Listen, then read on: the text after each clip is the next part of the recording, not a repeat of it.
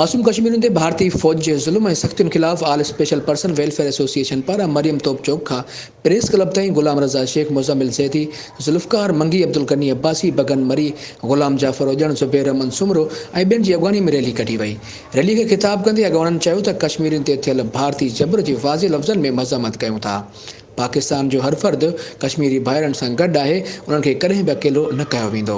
हिननि चयो त आलमी बिरादरी ऐं गॾियल क़ौमुनि जे मंज़ूर कयल क़रारदाद मुताबिक़ कश्मीरियुनि खे पंहिंजो हक़ आज़ादी मिलणु खपे। आज़ादी सां पंहिंजे मुल्क ऐं रियासत में रहणु कश्मीरियुनि जो हक़ आहे। जेसीं ताईं कश्मीरियुनि खे आज़ादी नथी मिले, तेसीं ताईं पाकिस्तान जो हर शहरी हर सतह ते कश्मीरियुनि सां गॾु आहे।